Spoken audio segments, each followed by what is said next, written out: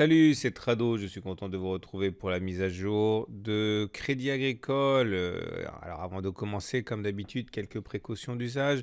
Il ne s'agit que d'une analyse technique, ce n'est pas un conseil financier, il ne faut pas prendre ce qui suit comme une incitation à acheter ou à vendre. Je ne connais pas votre profil de risque ni vos attentes, donc prenez ce qui suit uniquement comme une vidéo à portée éducative, éventuellement informative, mais cela ne suffit pas à passer à l'action. Alors Crédit Agricole, évidemment, tout le monde connaît. Par contre, tout le monde ne sait pas nécessairement que ça fait partie du top 10 des plus grandes banques mondiales, au même titre que BNP, Société Générale d'ailleurs. Et le cabinet au dos est à l'achat pour Crédit Agricole. C'était un objectif à 17,2 euros qui est ressorti la dernière fois, donc encore un potentiel de 30%. Il faut voir également que le consensus global des analystes est plutôt à l'achat avec un objectif moyen de 20,6%. Alors voilà où on en est pour le Crédit Agricole. Alors si vous découvrez l'analyse technique, chacun des bâtons rouges ou verts que vous voyez là, ça s'appelle un chandelier japonais. Et un chandelier japonais vous donne pour une semaine donnée, puisque là on est en données hebdomadaires, et bien les plus hauts et les plus bas de la semaine. Nous sommes sur cette bougie-là. Et comme on peut le voir, eh bien, en données hebdomadaires, Crédit Agricole est en tendance neutre. Alors, en tendance neutre parce qu'il est dans le nuage. Enfin, vous voyez, ça, cette bougie, elle est dans le nuage. En plus, le nuage, il est à plat.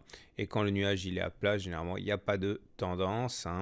Pour avoir une tendance, il faudrait que cette orientation de nuage soit effective. Il faudrait que le nuage soit ascendant ou descendant. Mais là, il est à plat. Donc, il n'y a pas de tendance en données hebdomadaires. Il y a un autre système qui est celui de la moyenne mobile à 20 semaines. Et au regard de la moyenne mobile à 20 semaines, la tendance elle est baissière parce qu'on est en dessous d'une moyenne mobile à 20 semaines qui descend. Vous voyez, quand on est au-dessus d'une moyenne mobile à 20 semaines, on est en tendance haussière. Et quand on est en dessous d'une moyenne mobile à 20 semaines qui descend, on est en tendance baissière. Donc, vous remarquerez et vous conclurez que selon la méthode utilisée, on est soit en tendance neutre, soit en tendance baissière. Mais en tout cas, on n'est pas en tendance haussière. Et c'est plutôt une bonne chose si on veut accumuler du crédit agricole, puisque les opportunités d'en avoir à vil prix vont pouvoir effectivement être plus d'actualité que si la tendance elle était haussière. Alors voilà ce qu'on peut avoir en analyse chartiste pour les investisseurs de long terme. Donc imaginons effectivement que vous vous laissiez séduire par le consensus des analystes qui vont à un potentiel de 20%, voire même 30% pour Odo. Le plus important à comprendre, c'est qu'il ne faut pas intervenir n'importe comment, puisque il faut de la méthode.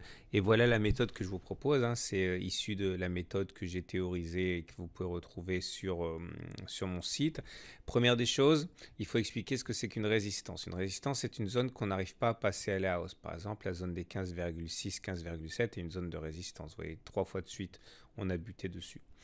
Vous avez également maintenant les 13,7, 13,8 qui constituent une résistance. C'est-à-dire que si vous vous approchez de 13,7, 13,8, vous avez de fortes chances de prendre un tir de barrage. Inversement, vous avez ce qu'on appelle des zones de support. Les zones de support sont des zones où les acheteurs prennent le dessus sur les vendeurs. Par exemple, les 11,6, 11,9, c'est une zone qui a vu les cours rebondir. Autrement dit, sur ces niveaux-là, les acheteurs sont plus forts que les vendeurs. Et vous avez également les 12,9, 13,1 ici, qui est évidemment une zone de support, puisque dès qu'on s'en approche, ça achète plus que ça ne vend. Alors, il y a une autre zone de support, c'est 12,5 euros. Alors ça, c'est un petit peu plus compliqué, c'est parce que vous voyez, il n'y a pas eu de cotation entre les plus hauts de cette semaine et les plus bas de cette semaine. Ça s'appelle un gap, et on dit souvent que le bas et le haut du gap constituent des zones de support et de résistance. Autrement dit, les 12,5 euros risquent de jouer un rôle de support également.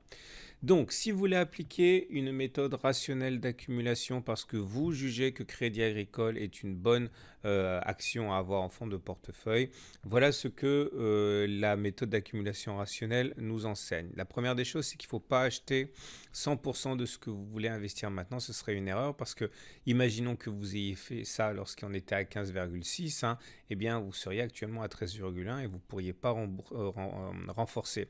Donc, l'idée, c'est de rentrer en plusieurs fois. 2, 3, 4, 5 fois. Et j'explique tout ça dans la méthode.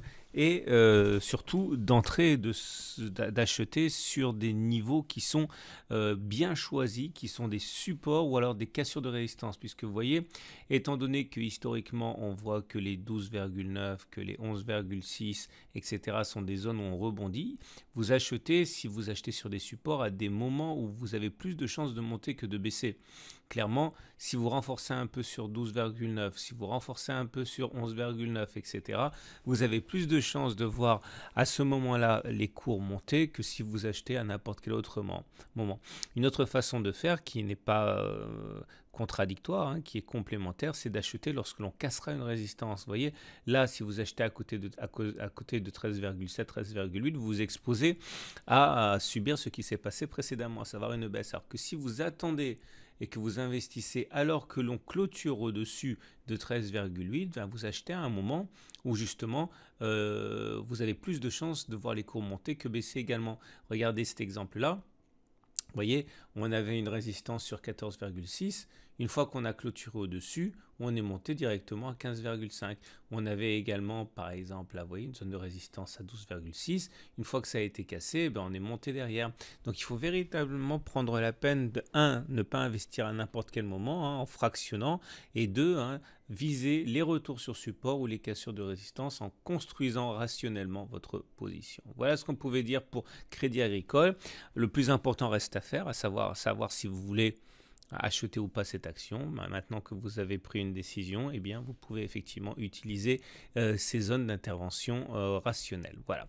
Vous trouverez plus de détails et plein d'exercices corrigés, hein, dans mon module de formation. Alors maintenant, si vous voulez vous intéresser plutôt au trading, alors j'ai mis Vivendi par erreur, hein, c'est Crédit Agricole. J'ai zoomé, hein, c'est le même graphe que tout à l'heure, mais ça a été, il y a un gros plan. Et voilà ce que je vous propose. Donc on retrouve notre zone à 12,9, hein, 12,9, 13,7, donc on le retrouve là, 13,7, 12,9. Et l'idée, c'est que puisque vous voyez que les 12,9, 13,1 sont une zone de support, on peut envisager d'acheter en visant un retour sur les 13,7. En fait, on vise 4,5% de hausse. Alors, je ne sais pas pourquoi j'ai mis 4,5 euros, c'est 4,5% de hausse.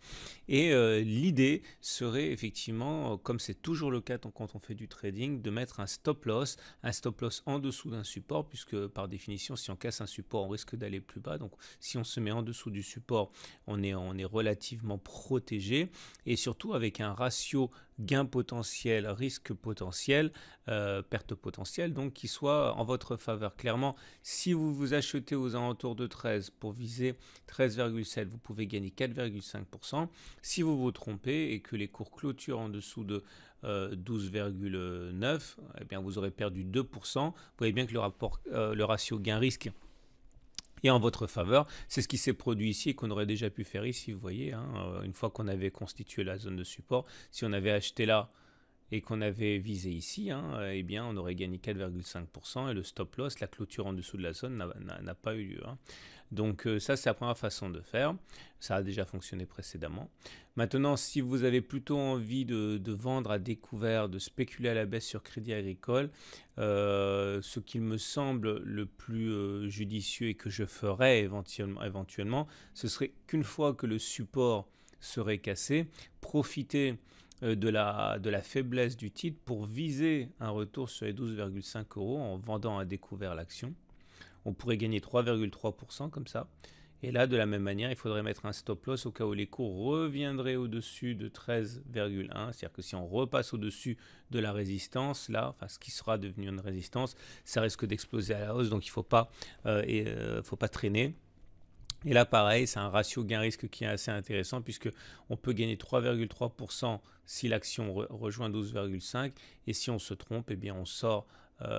Si l'action récupère 1,6%, là aussi, hein, le ratio gain-risque il est en notre faveur. Ça mérite d'être tenté.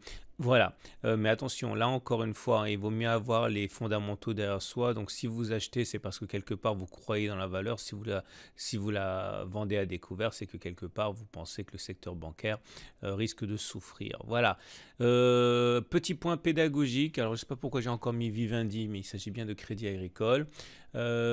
puisqu'on me demande souvent comment fonctionne le MACD, je change d'unité de temps, je vais en donner journalière. Bah voilà, le MACD c'est très simple. Vous avez le MACD, vous avez le signal. Et vous voyez très souvent les fortes baisses commencent par un croisement MACD signal. Là, comme ça. Vous voyez, le MACD croît son signal, derrière badaboum. Voir le MACD croît son signal à hausse, comme ici, ça donne une augmentation. Alors, attention, ça ne fonctionne pas à tous les coups, hein. Là, ça a fonctionné. Là, le croisement à la hausse a fonctionné beaucoup moins bien. Là, le croisement à la baisse a bien fonctionné. Parfois, ça donne rien du tout comme ça. Vous voyez. Mais en tout cas, ce qui est sûr, c'est que si vous achetez alors que le MACD a croisé son signal à la baisse, vous devez savoir que vous risquez d'acheter une action qui va aller plus bas. Et inversement, si vous spéculez à la baisse sur une action qui vient de croiser son signal à la hausse, vous risquez de vous mettre en danger. Voilà. Je vous souhaite une très bonne journée. Je vous donne rendez-vous demain sur mon site pour une autre analyse technique, puisque les analyses techniques et les idées de trading, c'est tous les jours sur le site. Voilà. À demain pour la mise à jour.